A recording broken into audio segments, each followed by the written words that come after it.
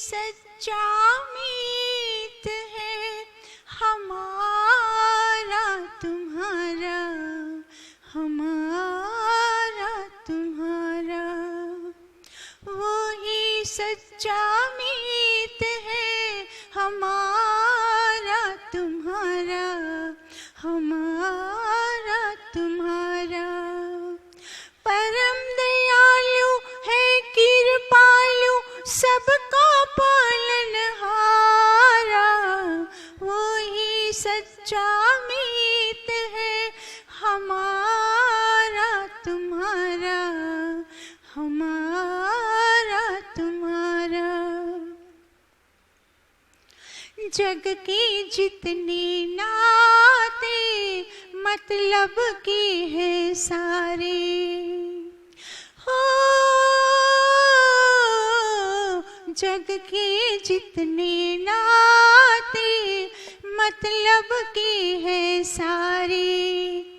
भाई बंधु साथी सगे स्नेही प्यारे, अरे भाई बंधु साथी सगे स्नेही प्यारे। काम न देगा कोई भी जब बजे कुचलहारा, वो ही सच्चा मीत है हमारा तुम्हारा, हमारा तुम्हारा। परम दयालु है कृपालु सबका पालनहारा, वो ही सच्चा मीत है हमारा तुम्हारा, हमारा तुम्हारा। जिसने देकर भेजा मानव तन अनमोला, हो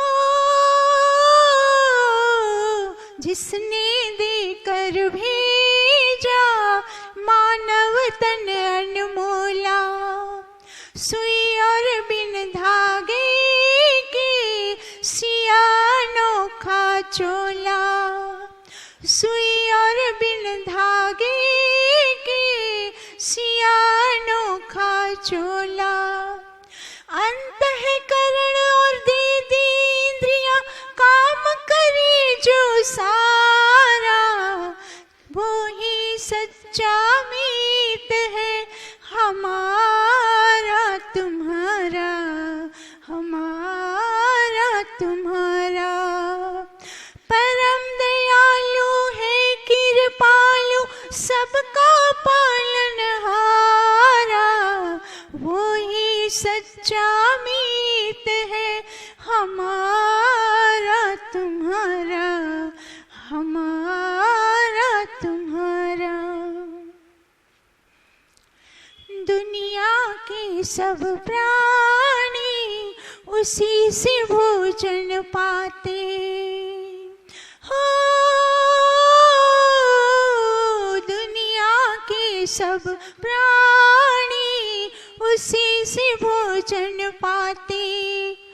मगर लगे भंडारे कहीं नजर ना आते, मगर लगे भंडारे कहीं नजर ना आते।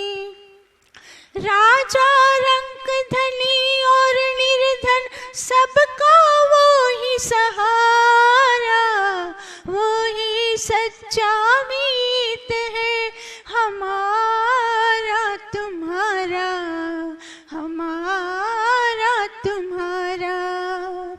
परम दयालु है कृपालु सबका पालनहारा, वो ही सच्चा मीत है हमारा तुम्हारा, हमारा तुम्हारा। वो है घट घट वासी सर्वनियंता स्वामी, हो वो है घट घट वासी सर्वनियंता स्वामी। अजर अमर अविनाशी पूर्ण ब्रह्म कामी, अजर अमर अविनाशी पूर्ण ब्रह्म कामी। मधुर शरण में जाकर उसके पाभव पार उतारा, वो ही सच्चा मीत है हमारा तुम्हारा, हमारा तुम्हारा। परम दयालु है कृपालु सबका पालनहारा, वो ही सच्चा मीत है हमारा तुम्हारा, हमारा तुम्हारा, हमारा तुम्हारा।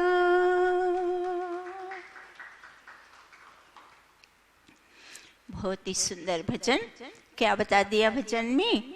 वो ही सच्चा मीत है हमारा तुम्हारा, सबका।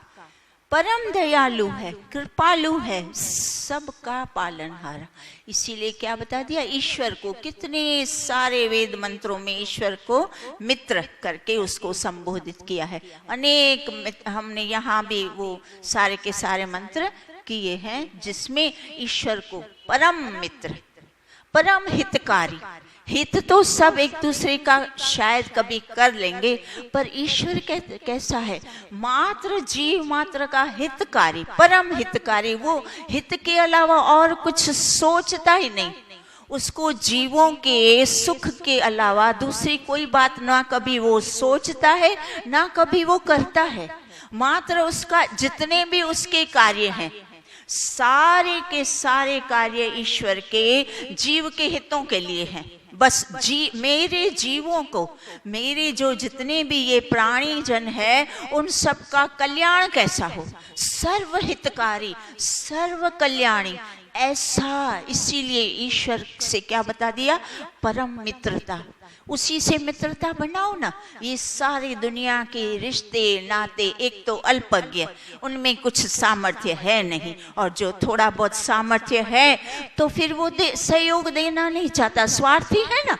वो स्वार्थ से इतना लिप्त है, उसको मात्र मेरा भला, मेरा सुख, हर तरह से वो अपने सुख, उसका सोच विचार एक बस वहीं तक सीमित। मेरा इसमें भला है, हाँ वो सोच, वो ठीक है, और उसकी सोच भी वैसी बन जाती है। मैं जो करता हूँ वो ठीक है, क्यों? क्योंकि उसको उसमें अपना भला दिखता है। सामने वाले के लिए ना कोई दया, ना कोई भाव, ना कोई प्रेम, ना कोई कदर, नहीं। बस मुझे मेरा भला, मेरा किसमें है? सामने वाले का कितनी भी उसका हम शोषण करेंगे, अन्याय करेंगे, उसका हक छीनेंगे, सब करेंगे, पर क्यों इतने सारे स्वार्थी? इसीलिए बता दिया सारे रिश्ते। और ये बात सारी जो हमने सुनी, ये एक व्यक्ति पर लागू नहीं होती, ये सारे रिश्तों पर, चाहे परिवार के गिन लो, चाहे आस के गिन लो, चाहे पास के गिन लो, चाहे कहीं धार्मिक क्षेत्र में चले जाओ, हर जगह मानव के रिश्ते इसी प्रकार होंगे, स्वार्थ से, मात्र स्वार्थ। कुछ हैं अभी तक भी जो संसार चल रहा है, कुछ विशेष गुणवान लोग हैं जो ईश्वर की भक्ति करके, जिन्होंने ईश्वर को मित्र बनाया। अब देखिए ईश्वर के मित्रता से क्या लाभ होता है कि ईश्वर जो मित्र है ना, उसका हम एक छोटा सा मंत्र ये कर सकते हैं जिसमें मित्र की पूरी भावना है। तो ओम शन्नो मित्र शं वरुण शनो भवत्वर्यम्मा शन्न इंद्रो बृहस्पति ही शन्नो विष्णु रुरुक्रमः। अब इसमें सारे ईश्वर के गुणों की बात है कि ईश्वर का स्वभाव, कर्म गुण स्वभाव कैसा है।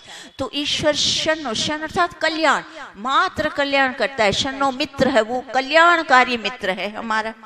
वरुण अर्थात वो सर्वश्रेष्ठ है, सर्वोत्तम है, इसीलिए उसकी मित्रता करो। शन्नो मित्र शं वरुण शनो भवत अर्यम्मा, अर्यम्मा है वो परम पिता परमेश्वर। अर्यम्मा पता है क्या है?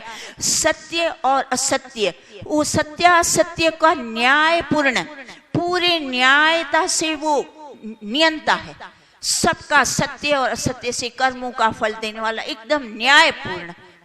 ऐसा नहीं कि थोड़ा सच बोला थोड़ा झूठ बोला मेरा लाभ हो जाए, बस थोड़ा मेरे हिस्से का जो मुझ में लाभ है वो मैं सत्य बोलूंगा, जिसमें मेरी हानि दिखती है उसमें मैं झूठ बोलूंगा और फिर न्याय सिद्ध कर दूंगा, अपने नियम बना दूंगा, ऐसा हमारा ऐसा है। तो ये मानव का जो सारा स्वभाव, ये सारे मंत्र हमें ईश्वर के स्वभाव गुण की बार बार क्यों बताए जा रहे हैं कि हमें भी अपने गुण कर्म स्वभाव को परिवर्तन करना है, परिवर्तित करते जाना है। सुनने के बाद हमारा दूसरा स्टेप होता है कि हम अपने आप में परिवर्तन लाते जाए ना।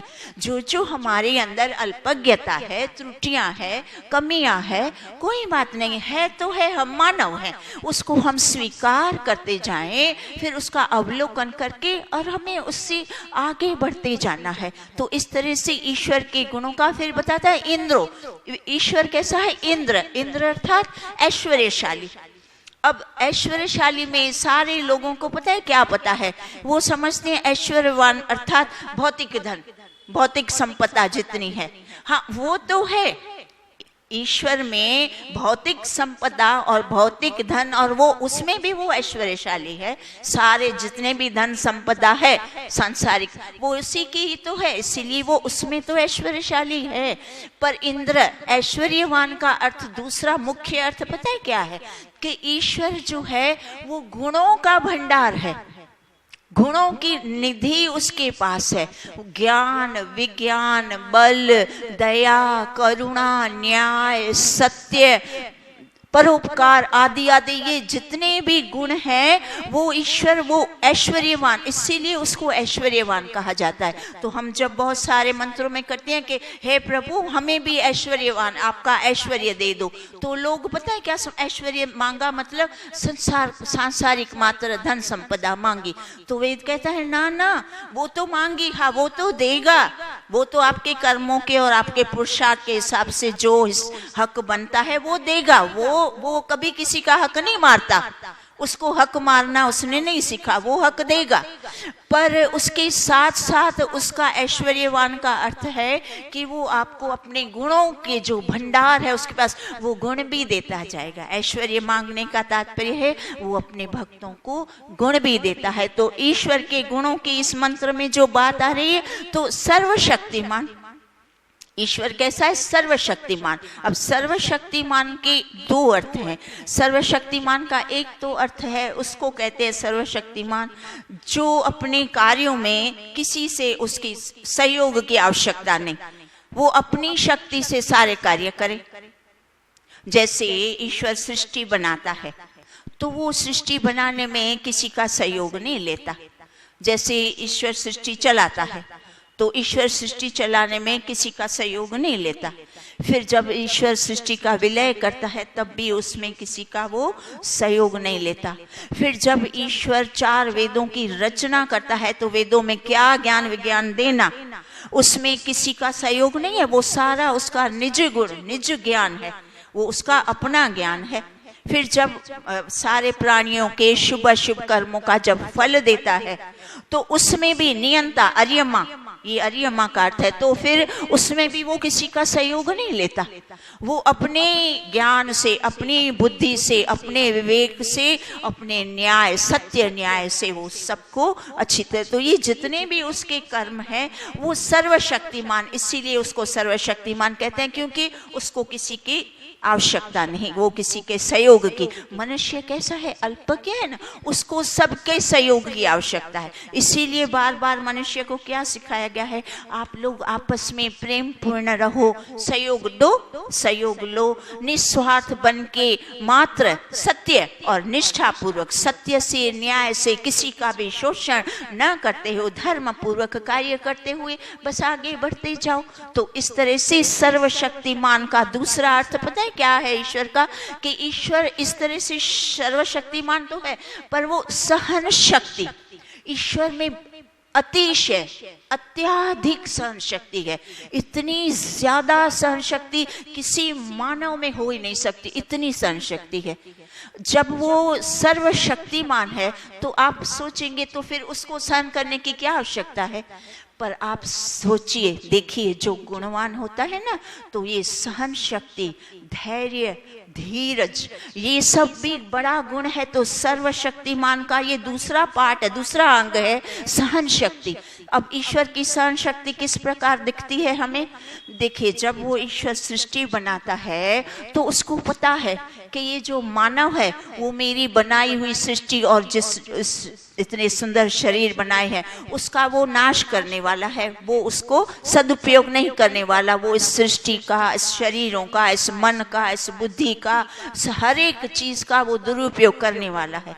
पर फिर भी वो सृष्टि बनाए जा रहा है और शरीर बना के दे जा रहा है। उसको पता है ये इतनी सुंदर सृष्टि मैंने बनाई, मानव दारू पिएगा, शराब पिएगा, झूठ बोलेगा, बेईमानियां करेगा, व्यभिचार करेगा, तोड़फोड़ करेगा, प्रदूषण करेगा, मेरी सृष्टि में हानि पहुंचाएगा। पर फिर भी वो सृष्टि बनाए जा रहा है।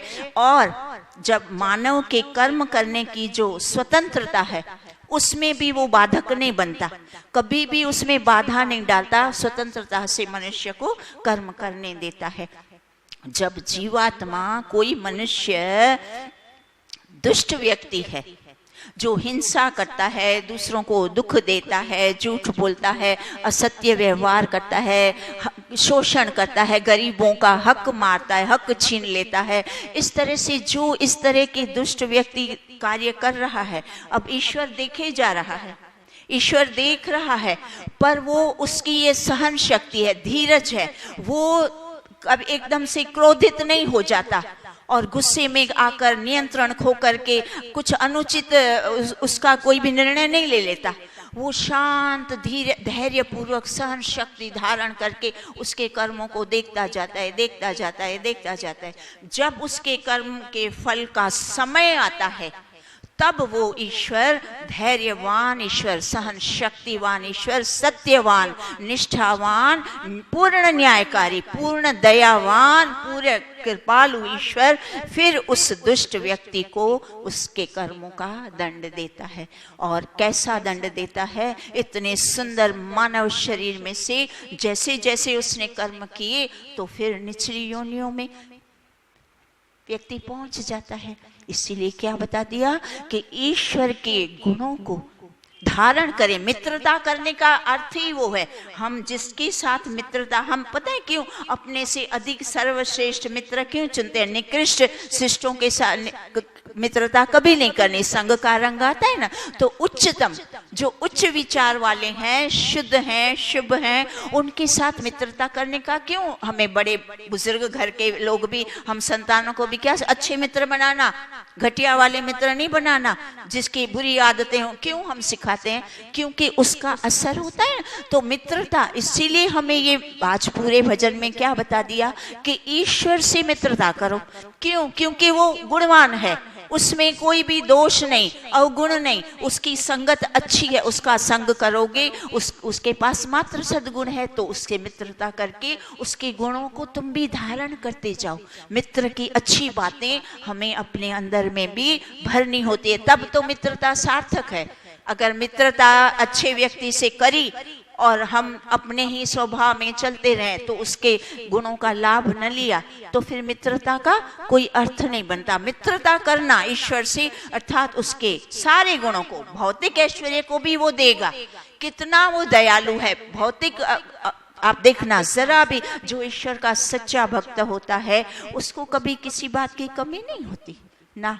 उसको झूठ, छल, कपट, बेईमानी करके मैं ये हासिल करूं ना, उसको ऐसी आवश्यकता आती ही नहीं। ईश्वर की कृपा होती है अपने भक्तों पे, वो उसको ऐश्वर्य देता है। सहन शक्ति, इतनी अधिक सहन शक्ति होती है कि वो चुपचाप वो बिना कुछ क्रोध किए, अपशब्द बोले, सब कुछ चुपचाप सहन कर लेता है। और क्यों सहन करता है? उसको ईश्वर पे भरोसा है। मेरा सच्चा मित्र वो बैठा है। हम योस्मान दृष्टि हम करते हैं ना प्रतिदिन, क्यों ऐसा? हम सब ईश्वर पे छोड़ दें। हमें वही सिखाया जा रहा है कि किसी के अन्याय को, किसी के अपमान को, किसी के क्रोध को आप उसका उत्तर ना दो। ईश्वर पे छोड़ दो। ईश्वर बैठा है ना, वो पल पल सारा दिन एक एक छोटे से छोटा हमारा अंतर्यामी सब देख रहा है। हम क्या बोले, क्यों बोले, क्या किया, क्या नहीं किया, वो सब देख रहा है। तो बस उस पर छोड़ दें, वो पूर्ण न्यायकारी है। तो इसलिए हमें ईश्वर की मित्रता का पूर्ण लाभ उठाना है। तो हम कल क्या कर रहे थे? क्रिया योग, योग दर्शन का द्वितीय पाद, साधन पाद, उसका प्रथम मंत्र तपः स्वाध्याय ईश्वर प्रणिधानानि क्रिया योगः। तो जब मनुष्य वानप्रस्थि की स्थिति में भी पहुंच जाता है, पर आज के मनुष्य के अंदर वो सक्षमता और वो सोच विचार, वनों में जाने का, आश्रमों में जाके रहने का, घर को छोड़ने का, वो सक्षमता नहीं रही और ऐसी सोच विचार भी नहीं बना। तो फिर ऋषि मुनियों ने क्या किया कि ठीक है, अब वानप्रस्थि आपका जो आयुष हो गया है, तो कम से कम घर में बैठ के क्रिया योग का लाभ लेके आप ऋषि मुनियों ने ऐसे अच्छे सीधे सरल उपाय हमें बता दिए। 3 अंग हैं इसके क्रिया योग के 3 अंग। कल प्रथम अंग हमने किया, प्रथम अंग था तप। तो मनुष्य को तपस्वी बनना, तपस्वी अर्थात सारे, ये देखिए वही बातें चल रही है, मान को, अपमान को, अन्याय को, सब कुछ चुपचाप सहन करते जाओ, ये तप तो है।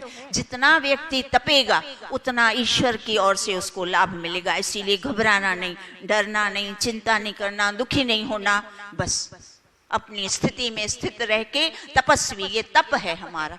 तो पहला अंग हमने किया तप, आज दूसरा अंग है स्वाध्याय।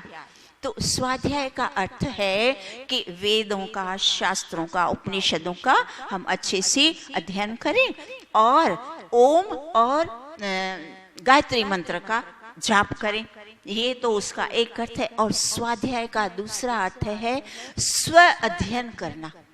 स्व अध्ययन अर्थात अपने आप को पढ़ना, अपनी गतिविधियों का ध्यान रखना कि मेरी क्या गतिविधियां हैं, मैं आज क्या कर रहा हूं, मेरे सूक्ष्म शरीर के पन्नों पर क्या लिखा जा रहा है, शुभ लिखा जा रहा है कि अशुभ लिखा जा रहा है, अच्छा लिखा जा रहा है कि बुरा लिखा जा रहा है। क्योंकि यह जो सूक्ष्म शरीर हमें मिला है ना, वो जन्म जन्मांतर से मानव के साथ चलता है। हमारा यह शरीर छूट जाएगा, इसका दाह अग्नि संस्कार हो जाएगा, पर सूक्ष्म शरीर वो जो प्रथम बार जब सृष्टि बनी थी उस समय जो हमें 18 साधनों का जो सूक्ष्म शरीर मिला है, वो हमेशा साथ चलता है।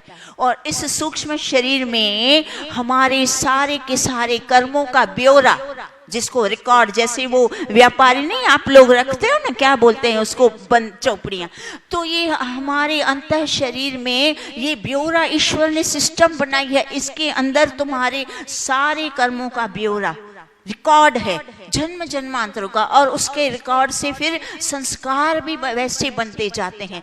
तो इसीलिए क्या बता दिया कि स्वाध्याय करो, अध्ययन करो कि मेरे सूक्ष्म शरीर के पन्नों पर क्या लिखा जा रहा है। कि अगर बुरा लिखा जा रहा है तो तुरंत सावधान हो जाएं और देखें कि हम, अगर अधिक बुरा लिखा जा रहा है, मनुष्य की वृत्तियां अगर अधिक कामी है, अधिक क्रोधी है, अधिक लोभी है, अधिक मोही है, इत्यादि ईर्ष्या, इत्यादि अहंकार, इतना कई लोगों में आप देखेंगे। देखिए थोड़ा थोड़ा मर्यादित, सब में थोड़ा थोड़ा दुर्गुण होता है ना, मर्यादित होता है ना, तो वो चल जाता है, जीवन में बहुत सारी दुविधाएं उत्पन्न नहीं करता और आगे के जन्मों में भी फिर एकदम सांप बिच्छू नहीं बनाता। पर जब अमर्यादित, यहाँ क्या बात आप ध्यान से देखना, मर्यादित और अमर्यादित, जब यही लोभ, ईर्ष्या और अभिमान और हठाग्रह जब अमर्यादित हो जाता है ना, तब आपके जो ये शरीर के अंतःकरण में वृत्तियां जो ऐसी उठती हैं, वो निचली योनियों की ओर ले जाती हैं। तो ये जो हमारा ये उपनिषद है, प्रश्न उपनिषद, उसमें ऋषि ने पता है क्या बता दिया, ये जैसी जैसी उसमें एक ऐसा अच्छा सा, हाँ ये उसमें बता भी दिया है, एक छोटा सा उसमें सूत्र है, यथा संकल्पितम लोके नयति, यथा संकल्पितम लोके नयति, अर्थात जीव अपने लिए तैयार किए हुए लोक में, योनियों में जाता है। जीव इस जन्म में हम जैसी वृत्तियां बनाएंगे, जैसे कर्म करेंगे, वैसी वैसी वृत्तियां, वैसा वैसा स्वरूप इस सूक्ष्म शरीर का बनता जाता है। फिर जो सूक्ष्म शरीर का जैसा बनता गया ना, तो ऋषि क्या उसका उदाहरण देते हैं कि जैसे लोहा है ना, लोहा चुंबक है, वो लोहे को कैसे आकर्षित कर देता है ना, वो उसको कुछ करना नहीं पड़ता, मात्र उसके समक्ष अपने आप उसको खींच लेता है।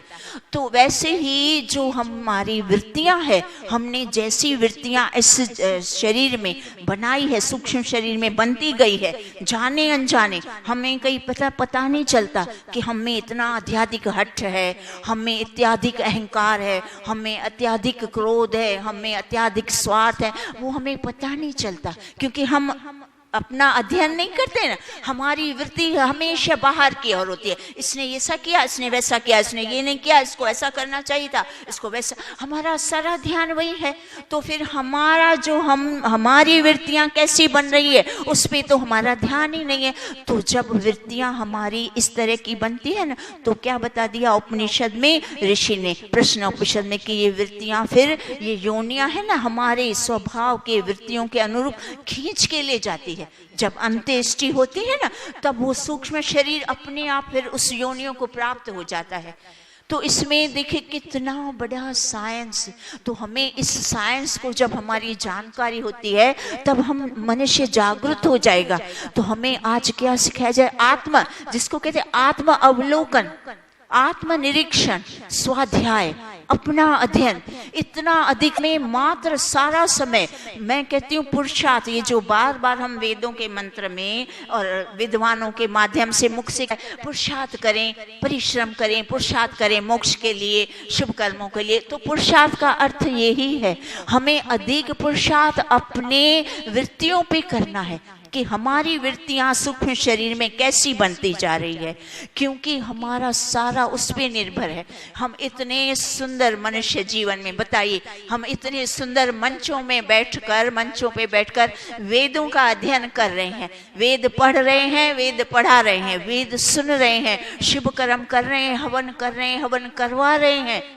हमें इतना अच्छा अवसर मिला और हम उस इतने शुभ अवसर को, अपॉर्चुनिटी को ध्यान न देकर मात्र बाह्य व्यवहारों में, चाहे वो भले धार्मिक हो, हमें वेद क्या सीखता है? धर्म की आड़ में भी हम, मनुष्य धर्म की आड़ में ही अधिक दुराचार करता है, हिंसा, अधिक दुख पहुंचाता है। पता है क्यों है? धर्म की आड़ में। मैं तो धर्म के लिए कर रहा था, मैं कहाँ अपने लिए। अरे पर धर्म के लिए किसी को दुख पहुंचा के, किसी का हक छीन के, ऐसा तो धर्म ने नहीं सिखाया। धर्म करो, मर्यादा में करो ना, ठीक है, धर्म ईश्वर का है, धर्म ईश्वर का है। हमारे गलत कर्म करने से धर्म को हमें आगे नहीं बढ़ाना, उससे आगे धर्म बढ़ेगा भी नहीं, उससे उन्नति नहीं होगी। उन्नति अपने सत्यता से होगी, न्याय से होगी। गरीबों का शोषण करके हम सोचते हैं कि हम धार्मिक कर्म कर रहे हैं। तो ये देखिए हमारी सोच हमने ठीक नहीं की। हमारे सारे कर्मों की आधार पता है क्या है? सोच पे है ना। जब तक हम अच्छा नहीं सोचेंगे, सही नहीं सोचेंगे, शुभ नहीं सोचेंगे, तो हम जैसे हैं हम अपने आप को सही समझते जाएंगे कि नहीं। हमें ऐसा लगता है मैं जो सोचता हूँ, मैं जो करता हूँ वो ठीक है, तो वास्तव में वो ठीक नहीं होता। जब हम अवलोकन करते हैं वेदों शास्त्रों का, इस तरह से जब स्पष्टीकरण समझते हुए उसका सही अर्थ समझ के जब हम अवलोकन करते हैं, तब हमें अपनी गलतियां दिखती है। हाँ, ये तो मेरी गलती है, ये तो मैंने इस पे कभी आज तक ध्यान नहीं दिया, मैंने अपनी गलतियों को अपना स्वभाव ही बना दिया। अब ये मेरा गलत स्वभाव इतने वर्षों से क्या, मैं तो बोलती हूँ जन्म जन्मांतर से हमारे संस्कार ऐसे हैं ना, इसीलिए उसी संस्कारों पे फिर हमारा वही असत्य की और हमारे संस्कार हमें खींच के ले जाते हैं। सत्य सुनते हुए भी हमारे संस्कार असत्य वाले हैं, तो हमें फिर कोई फर्क ही नहीं, हमारे स्वभाव में परिवर्तन नहीं आता। इसीलिए हमें आत्म अवलोकन, आज का मुख्य विषय है आत्मनिरीक्षण करना, और ये बहुत ही लंबा विषय है, 5 पेजों का है, और उपनिषद में है, वेदों में है, और छोटा सा संक्षिप्त में तैयार किया है तो भी 5 पेज बने। आप सोचें, तो ये बहुत ही मुख्य विषय हैं, वो हमें विषयों को अच्छे से समझना और उसको जीवन में उतार के हमें स्वयं को लाभान्वित करना है। ओम द्यौ शांतिरंतरिक्षं शांति पृथ्वी शांति रापः शांति रोषधयः शांति वनस्पतयः शांतिर्विश्वे देवा शांति ब्रह्म शांति सर्वं शांति शांतिरेव शांति सामा शांतिरेधि। ओम शांति शांति शांति। सर्वेभ्यो नमः। आप सबका बहुत बहुत धन्यवाद।